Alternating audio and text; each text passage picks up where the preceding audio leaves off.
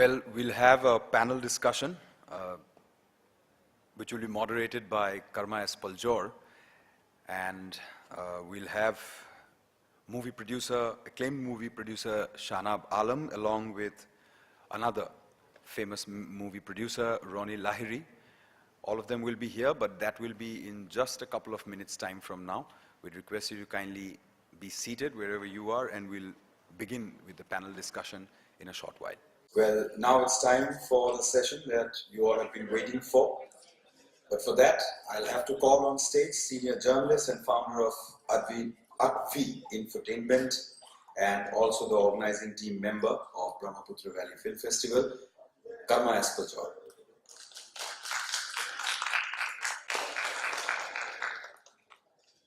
I'd also like to call on stage Shahnaab Alam, acclaimed independent movie producer who began his professional career as a journalist but moved on to producing movies. And if I name a few movies that he has been a part of, like Dhoom, Dhoom 2, Kabul Express, Ugly, Monsoon Shootout, The Lunchbox, D-Day, Mickey Virus, the list is a long one. I'd also like to call on stage another eminent film producer, Ronnie Lahiri, who started his career as the executive producer in Red Ice Films. In 2007, he started Rising Sun Films in collaboration with Sujit Sarkar. A big round of applause for our panelists. Karma, it's over to you.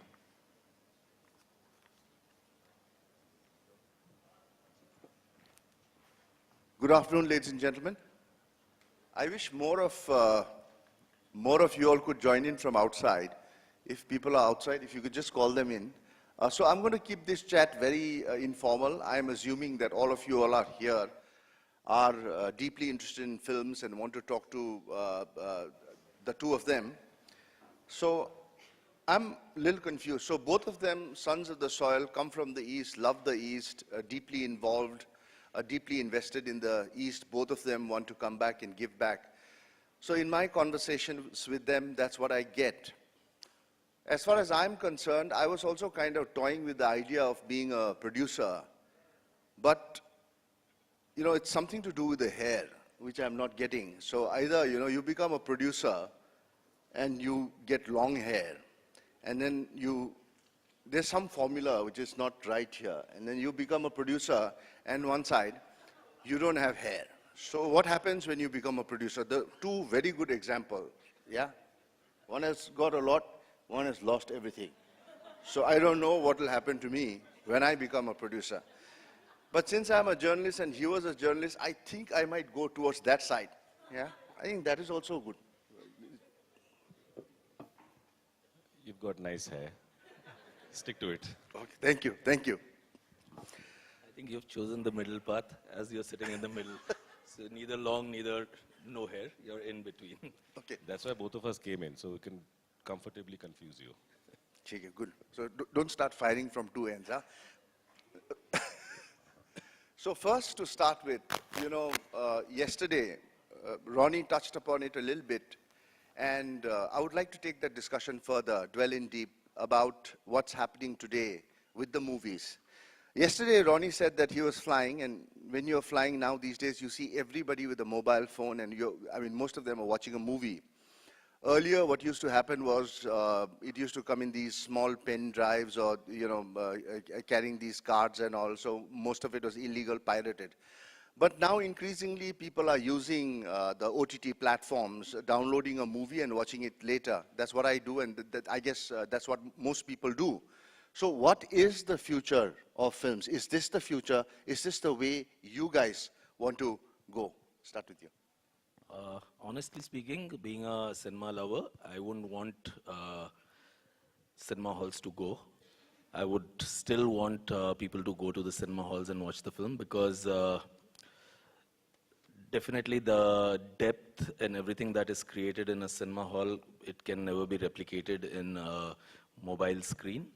But yes, I mean, that's the future of technology, and that's the way it is moving. I don't know, maybe in some time you'll watch movies in your watch also.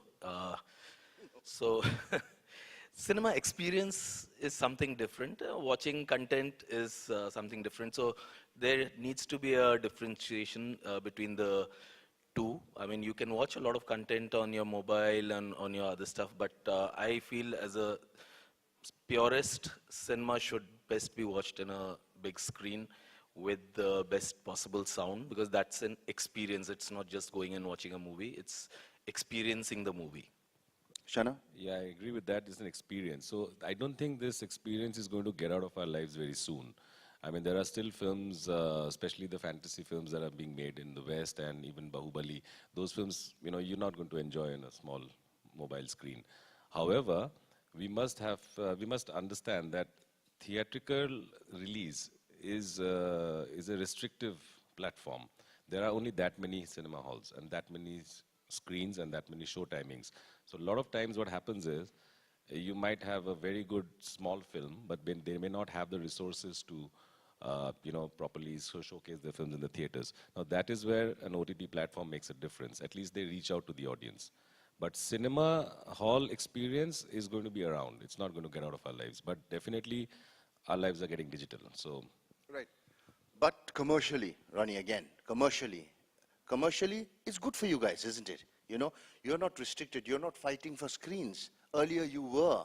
And good movies have a niche, great audience. You wouldn't want to lose that audience. And that audience will not get a chance. You know, today if I wanted to watch some of the movies that I really love, I cannot watch it on screen. But commercially, it does make sense for you. See, definitely commercially it makes a lot of sense with all these platforms which have come up. Earlier, as a producer, maybe 15 years back, there were only 2 or 3 streams of revenue that you could look at. One was from the box office, one was from DVD sales, and one was from satellite. Today, it's increased. You've got cinema, what do you call, digital, all digital digital rights, is there. Then you've got mobile ringtones. mobiles there, then you've got the aircrafts, and then a lot of international platforms are also picking up. So there's a lot of revenue streams that have come up now. So definitely for us, it's a very good time where we're just not putting all our money onto the box office and waiting for the result of that to recover our monies. So it's become much more easier, definitely. Okay. I mean, a producer definitely gets a choice to strategize the release. You know, I mean, if you still definitely, as a filmmaker, we definitely want our films to be screened in a big screen in a cinema hall. So the first platform that it can release is the theater, and then you can, you know, space it out and time it out. So you access all the platforms, not necessarily leave out on any. Okay. And the other thing that I want to ask the audience around here, you know, I mean, we can go on and on talking about the film industry, where it's monetized, what happens, this and that. But this time I thought, especially with both of them, I wanted to make it a little different. So I want your permission. Can I move away and talk about something about their personal lives, since both of them are from here. They've got wonderful stories to tell. So shall we delve into their lives? Yeah, certainly. So I'll start with you. Okay. Tell us a bit about your story. You worked for Yash Raj Films, a huge banner, Dhoom 1, Dhoom 2, and then you started, and then you thought that you wanted to be adventurous. Adventurous, foolhardy at times, people said. No, so I think it's coming from where I started my professional career. So I was a journalist, as you said. So being a journalist, obviously I had a soft corner for stories that were real or had a real backdrop, or stories that came out of the society with much of real content in it. So when I was in Yash Raj, I have to admit that was the best time. I learned everything that I could under the masters. And Dhoom is something I'm personally very, very proud of, because it set certain benchmarks of that kind of cinema. After that, Kabul Express was, I think, for me, also a bit of a turning point, very minute turning point, because Kabir I knew from earlier from Delhi. He was a documentary filmmaker when I was a journalist. After Kabul Express was done, I thought that I wanted to explore stories which are not going to be necessarily produced by these big studios, Not because of anything, but just didn't make, at that point of time, commercial sense or maybe logistical sense. So I jumped and I fell straight on my face onto the ground, scratched my nose, learned the ropes all over again. I thought I thought it was going to be very easy because in Yashraj it was very easy, you know. It was like a heaven, where everything was taken care of, everything is provided for. And then I realized that independently producing is completely a different world. It's a different planet altogether. So I had to relearn everything and start off everything. But what fascinated me was the kind of stories that one could explore. Yes, okay. So the first film that I experimented as a producer, was a film called Shunya and was written and directed by Arindam Mitra, who was a publisher of Midday. So he also was a journalist, right? And he was also the producer of Black Friday. So both of us came from a similar background or thought processes. And we thought we had made a good film, and it got validated because it got selected in some 8 festivals, it got screened at the Museum of Modern Art, all of that happened, but we never got a theatrical release in India. Because at that point of time, these films just never did come to the theaters because there was no space for it. And we didn't have the resources to publicize it or promote it. And that's been an unlearning and then learning from scratch. So yes, so now it's come to a point where I think I figured out the threshold, like all of us have. All of us have struggled. I mean, Ronnie has, and some of our common friends, and a whole lot of us who chose to produce films or make films which were slightly different from the mainstream, not formulaic. But it has taken us almost a decade, if Ronnie, correct me if I'm wrong, almost a decade to even figure out what to do with those films after making them. It's only now that the audiences have evolved so much that they are willing to go and buy a ticket and watch films which don't have stars, which are slightly different in its storytelling concept. And I think it's largely, again, going back to the digital revolution, I think it's largely due to the fact of the advent of internet, because the moment internet came into our lives, we were exposed to a whole lot of things, right? And today, everybody's watching stuff and content from not just their own region or country, from across the world. So I think that's what has evolved us as an audience as well. And now everybody also wants to make a web series, yeah? That's the new in thing. Ronnie, your story, an incredible one.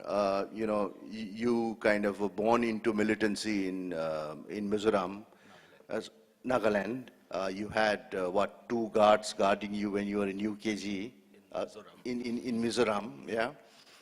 So homegrown from here, studied in Shillong, still have great roots, great connections, great friends here. You keep coming back. How tough was it to make it to where you are? And what was that one thing that you hung on to reach? Honestly speaking, I have very fond memories of growing up over here. In fact, half my life I've spent in this part of the world only.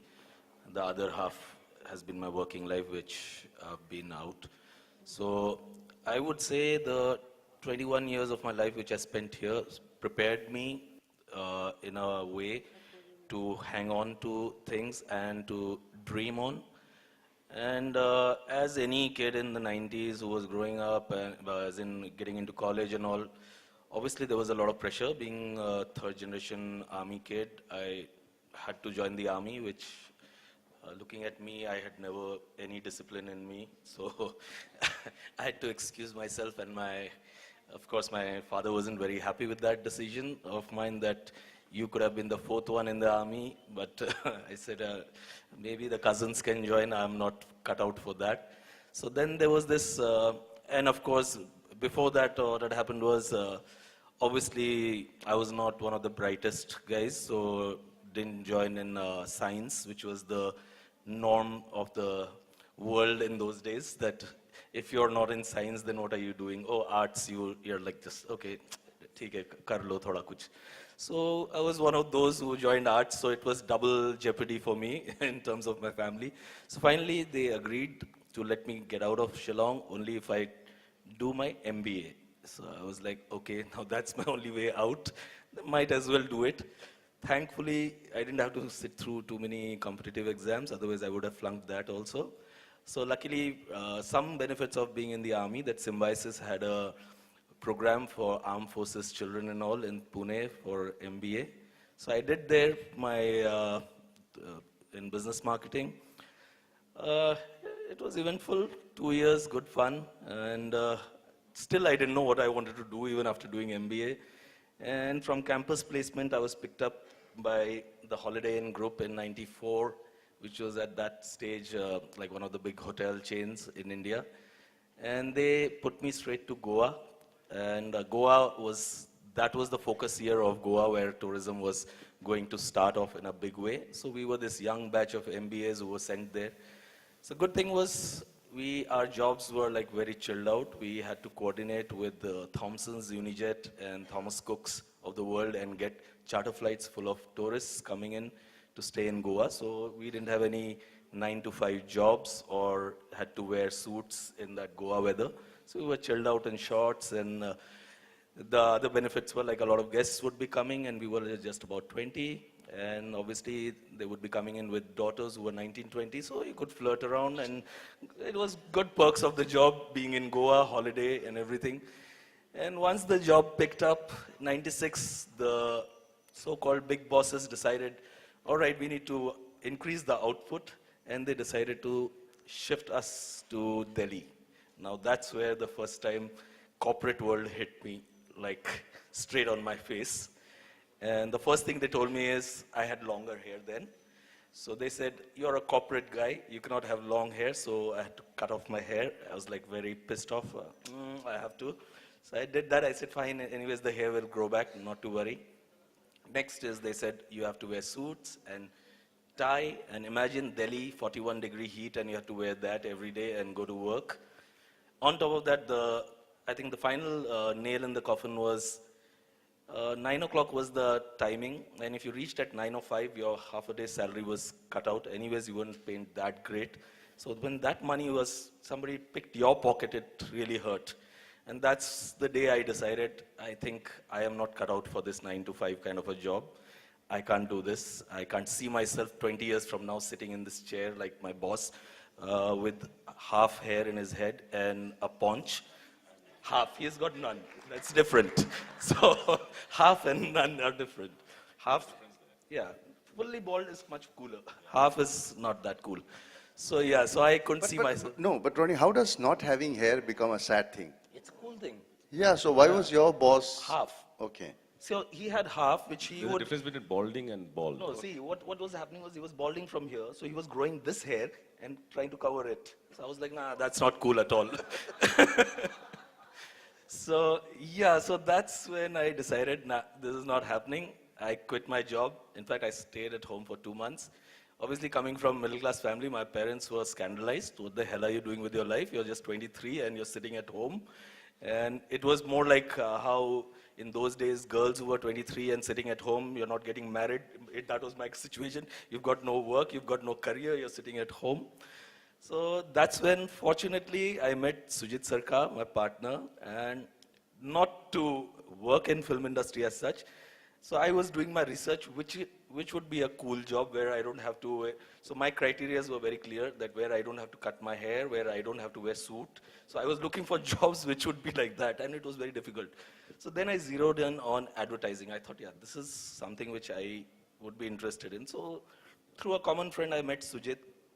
He had just started directing some commercials, and also I went and asked him that, you know some advertising guys, so why don't you introduce me to some? I want to get into advertising.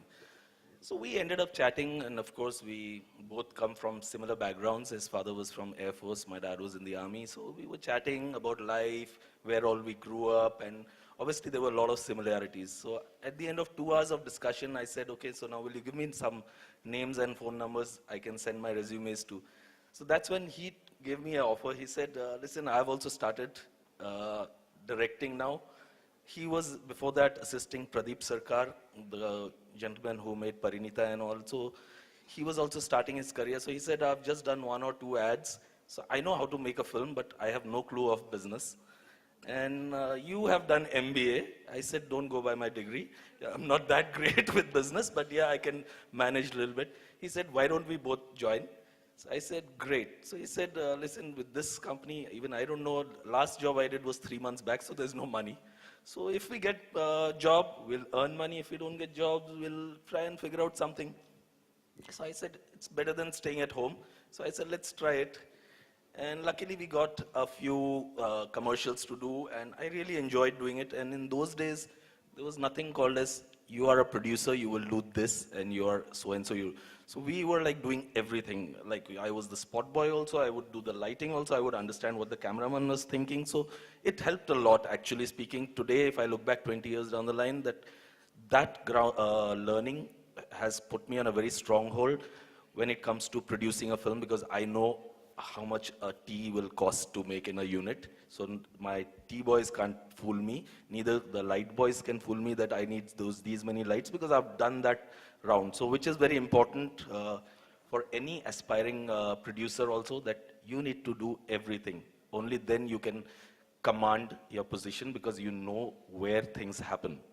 So that's how it started. And yeah, 1 year we were working out of Delhi and we were getting decent jobs. But then we started facing the typical problem of Delhi clients in advertising, when they started saying that, oh, your reels are better, you're more talented.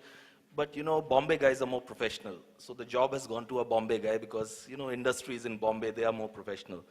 So that's when we had young blood and we said, all right, I think we'll shift to Bombay. And we had a team of 15 people, all crazy young guys like us. And we said, all right, boys, we are all shifting to Bombay. So we took up a flat in Oshiwara. 15 people were living in that one flat, and we had one girl. So that was the tragedy, because every morning we had this one loo in that place, and 15 people were living, and this one girl also staying over there. It was like a family. But then, of course, having a shower in a Bombay bathroom and changing in that is difficult. So every boy had water patches here when he was coming out in his jeans, because obviously he was trying to wear his jeans in the loo, because there's a girl in the thing. So from there to now, I would thank God that we've reached a long way from there. That's how my journey has been. And don't be fooled by the looks. This person is very disciplined. Yesterday, he was just telling us about how strict he's become about his health regime. So ये सब बाहर का दिखावा है, जो अंदर का आदमी है बहुत disciplined है, and it requires a lot of discipline to pull off what he's pulled. Yeah? Do you know how much tea costs? Because you were working in a very lofty film company, you know? Do you know how much tea costs? Yeah, that's why I said I had to unlearn everything and relearn, because when I started producing on my own, So now life you know started how again. much tea costs, yeah? It does. How much? How much to make it? Yeah. It will not be more than 3 rupees if you're making it on A your cup. own. For all the unit members with the sugar, milk and everything, yes. 3 rupees per cup. 3 rupees per cup, per mug. It's on the higher side, no? It's on the higher side, no? Depends on how many cups are getting made Okay. on the day. So I'm getting a flash saying we've ended, because Ronnie has to catch a flight. I have time. Just open up the floor for questions to any of them.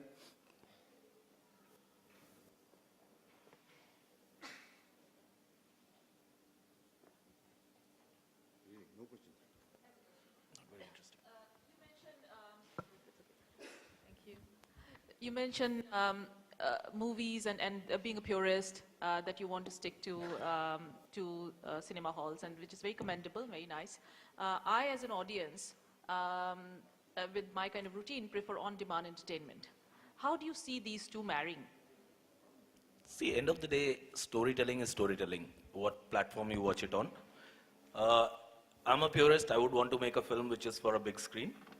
Now, you're the audience. It's your choice. You want to watch it in your mobile. You want to watch it in your television set. You want to watch it in a theater. The storytelling won't change. So whatever is the platform, a story has to be engaging for the viewer to be engaged to that film. So whatever name you put it in. So you can slot it into various brackets, that this is a on-demand film, this is a Netflix original, and end of the day, it is a story you're going to tell. So where you consume, it's totally the audience's choice. But as I said, as a purist, I would want to watch my film on a big screen. So that's the thing.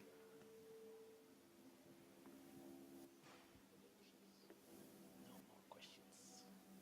We're pretty boring. How do you raise money? Through individual investors, mostly to begin with, to develop the film. And then once it's at a certain level of development or developed stage, then I go out to a bigger production house or a studio and at least strike a deal of a first look, or maybe if they like it very much, then they fund the entire film. That's typically the way one goes. But then you lose freedom, right? No, not necessarily. If you give out the film before it's been completely developed, then there's a chance of losing the freedom, especially if it's given to a big studio. But one doesn't take that route. I mean, one develops it completely. Everything is locked. The artist, the screenplay, the logistics, everything is locked, and you just have to just go and execute it. At that point of time, at least, you can negotiate that this is the way it's going to get made. Okay.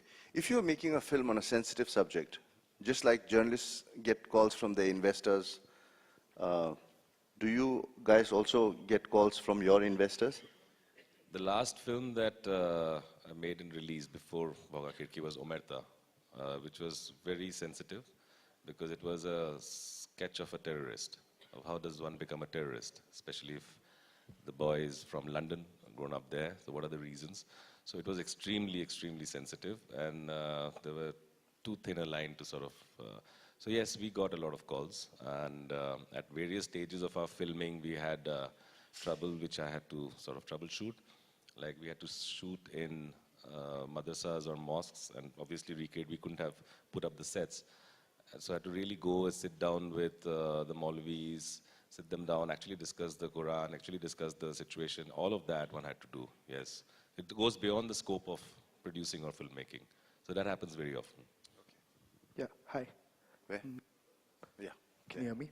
Yeah, you know, when you're making films that are very low budget or a mid-range budget with the films like you, be it Omerta or how do you set up a writer's budget? Because we see everybody complaining how writers are not paid their due. What percentage is the writer's fee in the filmmaking production budget? And what steps do you think needs to be taken and you are taking to give the writers their credit? Thank you. See, if you have seen my films, writers have always been given the... Your films have essentially had two writers throughout. Sorry? Your films have essentially had just two writers throughout, Juhi and... Yeah, but then they are the most important pillars, and as a policy, I give them credit before me also. So if you look at my films, it is always number one is directed by, then the writer, and then the producer. In most of the films, it's directed, produced, and then written by. So definitely, as we always say, content is important, and they are the creators of the content, so they definitely get all the respect. Every platform that we go to as makers, we make sure our writer is there. It's not a ghost writer. People don't know who the writer is, just a name. We started giving face and to Juhi or to Ritesh. So it's very important to give the respect to the people who are doing the job. In terms of money, to the writers are concerned, there's no fixed formula as such, but of course, they are one of the highest paid crew member in the team. Wow, that's amazing. Yeah, so the writer in my crew would be the highest paid. After the director, would be the highest paid crew member. And on top of that, also what we do is we work on an incentivized program that when we start off the film at a very low cost. So I always tell them that this is the fee I can give you right now. Then the incentive thing is there. Let's say this film recovers this much. My money is recovered and I get into the profit. You get a share on that. The next slab comes, it crosses that threshold, you get more. So that the writers also feel, okay, you're making money, you give the money. Because I don't want to unnecessarily overload the films also. So the first priority is that the film should be made at the right cost. It should be released. And once it does well, everyone should get the benefit out of it. I must add that, that most of us have started, I completely agree with Ronnie, that's how we function, and a lot of us have started doing that. If you see recent films, especially the ones which are not necessarily the mainstream, the writers do get the number 2 credit. Of course, a lot of times, writer-director is the same person, but even if it's not, the writer does get the second credit, and yes, profit share. I have to admit that when you look at a generic point of view, unfortunately in India, writers are the most underpaid. internationally, they get up to 5% of the total production budget, which is not something we have reached yet. Can I ask more questions? I've kind of done 10% to a writer. Oh, wow. That's amazing. I I calculate. also wanted to understand, because especially with Omerta, because the kind of film that is, or yours as well, because you essentially started as an independent studio which has grown to be a mainstream film production. Are you concerned about the ticket pricing in tier 1, tier 2, and tier 3 cities in terms of when you're making a film that's not made at a budget more than 16 to 20 crores, but the ticket pricing are starting 350 to 500 rupees, which is sort of obstructing audience, right? Where the audience is not interested in spending 400 rupees into 4 if they're going as a family. So, do you think that is affecting film viewing as a social and community experience? Because now the filmmakers are, because of the pricing, either targeting the millennials to go as college students or as couples, rather than making it a family viewing experience. And what is the production guild doing to keep a check on the ticket pricing? Because the Southern Production Guild in Tamil Nadu, for instance, has barred any cinema owner to keep the pricing above 200 rupees, and Telugu has kept a pricing bar at 80 rupees to 250, whereas when we're making Hindi films, especially, the ticket pricing starts at 150 to 500 and goes like 2.0, the IMAX is selling the tickets for 1800 rupees, for instance. Yeah. Definitely, I'm concerned about that. If I was a viewer paying 1800 bucks for a single ticket, I don't think so I would be going and paying that kind of money. And especially in India with the family, which is at minimum of 4, you're just talking about 500, that is 2000 bucks. And you're not calculating the distances people travel to watch a film. And the bigger crime is the popcorn, which is more than the ticket price in most of the big chains. So in terms of ticket pricing is concerned, Guild is looking into the matter. There is a discussion going on. The big so-called event films are the ones where all these 1800 kind of ticketing is happening. And this, I feel, why should a viewer pay for your event film? Make a small film then.